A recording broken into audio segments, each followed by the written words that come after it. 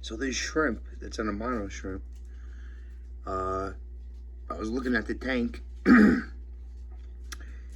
and it was kind of dangling eggs from like right about. Where's my finger? Oh, yeah, from like its undercarriage. It was like dangling eggs, and then kind of like sucked them back in. So I went and grabbed the phone to see if maybe it's about to lay its eggs. It definitely looks like it needs to shed a little. It looks like it's trying to shed, but usually when you see them like crunched up, they're trying to get rid of their old shell, and but they're also in a vulnerable position at that point. And I don't think this is where that shrimp would choose to lay its eggs, because this is a 40-gallon breeder size tank, and back in the plants there's plenty of I would think it was better places to lay your eggs, and there's cholla wood back there, which I think is perfect for laying eggs. Plus up front we got some barbs who would probably eat the eggs. There's some other fish in here that would probably munch on those eggs. So I'm not sure what this little lady's doing, but she was definitely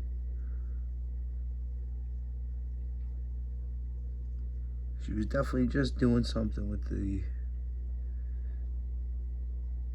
her eggs. Now it looks like she's foraging. See how now her back is straight? Oh, there she goes. She's doing something with the eggs. Oh, there she goes. See how you can almost see the exoskeleton tearing at where the seams are. Yeah, she's ready to molt. And she's also super pregnant.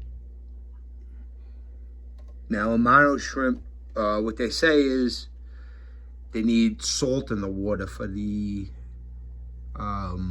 their life cycle to happen. So those eggs probably are not fertile. I mean, they may be fertile, but I think they won't become little baby shrimp without salt water in the tank. And this is a freshwater tank. And it wouldn't be like a saltwater tank. It would be like a brackish tank for them to be able to reproduce. So I'm just gonna keep filming. I feel like something's about to happen here, but I'm not sure what. So there's barbs. These guys. I'll just talk about the other stuff. I'm kind of keeping an eye on the shrimp. These barbs are just growing out in this tank. I'm gonna eventually put them in I have a 75-gallon tank filled with barbs and other semi-aggressive fish. But when I got them, they were just a little too small. They would have got beat up, I think. So I'm growing them out in this tank, and then I'll throw them in the other tank. And they're doing well. They're doing very well. They're growing. They look healthy. So yeah, they're probably big enough now, to be honest. But I'm in no rush really to put them in the other tank. So I'll just let them keep growing in here till they get a little bigger at least. And then I'll put them in the other tank. And then the other guys I gotta get out so that's a flying fox.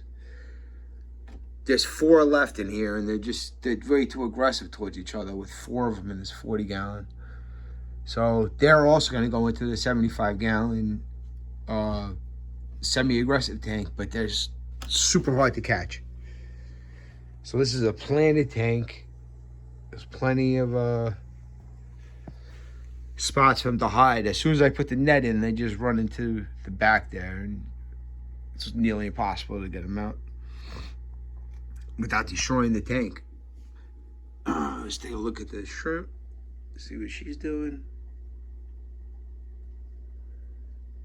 You can see the eggs there. Now I know they do that. They fan them like that so that algae doesn't grow on them. So that's a very natural. What's happening right there is very natural. But what I saw before I didn't have the phone with me to videotape it. But what made me go get the phone was there was like eggs hanging down, almost like hitting the gravel. She was like, kind of like shaking them, and then she put them back in. So I thought I was actually watching like her shed the eggs, but they went back in. You could see where the her shell is splitting. So where did she go? Yeah, she's definitely gonna molt.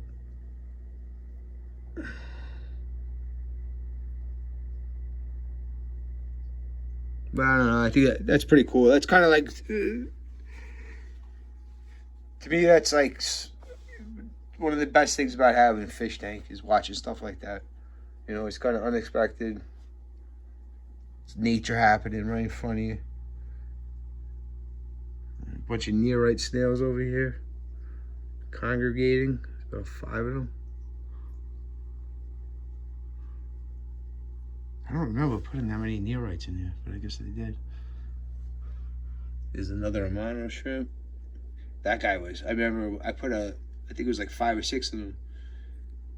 That were probably maybe a little bit more than a 1/4 inch when I put them in. So they're growing well. And this tank definitely needs to get trimmed. All the plants are hitting the water line. But I'm gonna rescape it. This is really what I went for. Originally didn't really work out. Then I tried to change it a bit, and that didn't work out. But it's gonna be like rocks in the front with the cholla wood, with the big pieces of cholla wood. I might add some more cholla wood. I'm definitely adding more rocks. Not that many, but some of those rocks will go into this tank. Some of them will go into maybe either one big one or maybe another pile of small ones. I'm not sure. We'll see what looks good. And then the rest of the rocks can go. I have a 29-gallon that I'm setting up. That I'm taking a slow approach with it. So those rocks, whatever rocks left over, after I'm going to put more in this tank and some in this tank. And whatever's left over, we'll just do a quick walk over this way. This is my living room. That's a palm tree that's not doing well. But yeah, so I got this kind of rock layout. So I might add some rocks or change some of these rocks to different rocks. We'll see. I just put that grass in. I took that from another tank.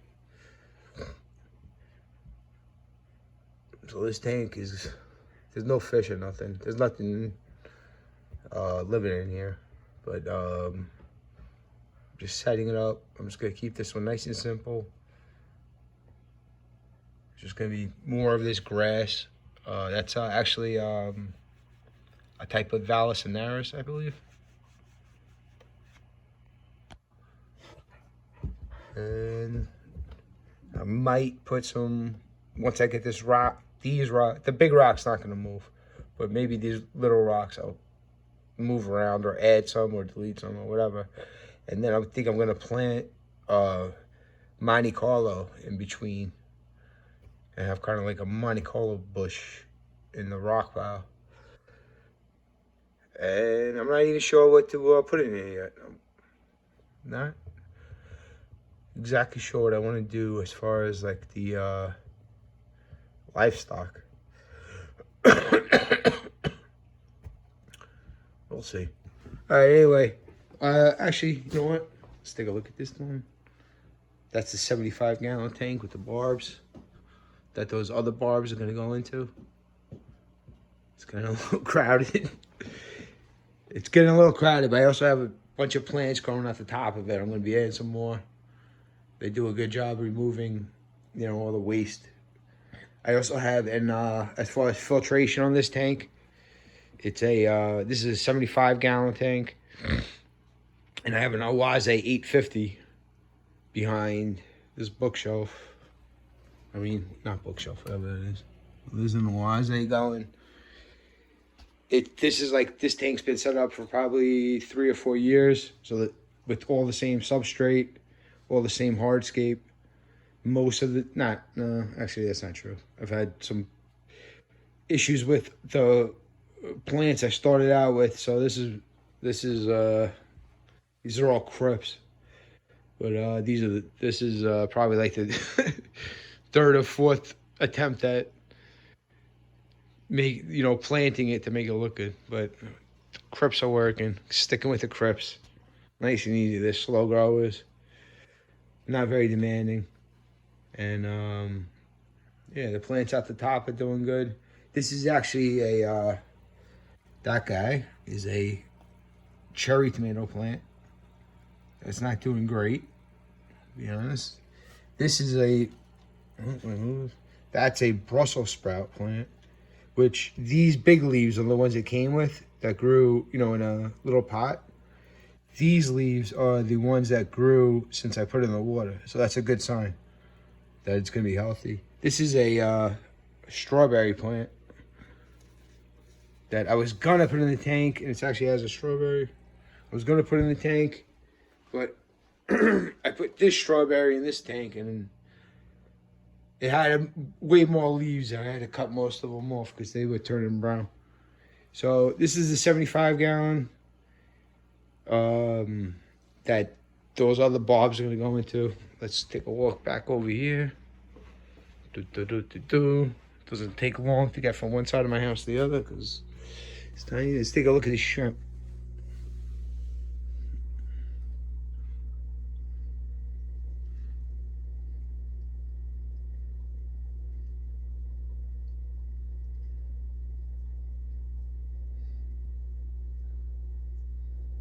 I almost don't see the eggs anymore. Did we miss it?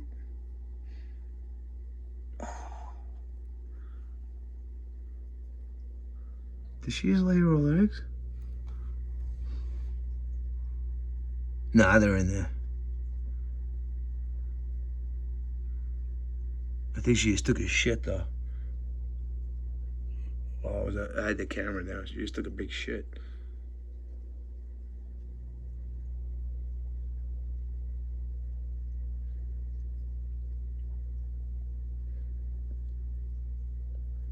Oh, look at this guy.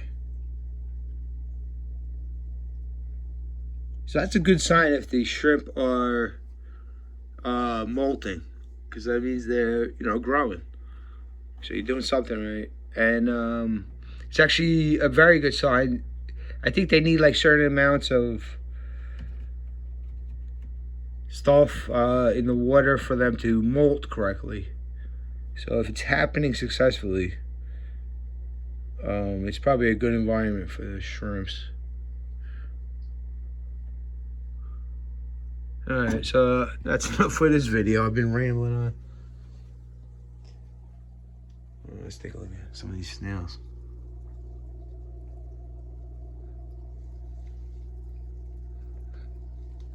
So I did put these are ram's horns, snails, and I had a big outbreak in this tank. And what I did was, this tank is under construction. It's eventually going to house some African dwarf frogs. It's a 10-gallon, so I'll probably get 3 maybe. I'm going to move some stuff around, add some stuff. It'll be good. But these, I added an assassin snail to this tank because I had this outbreak of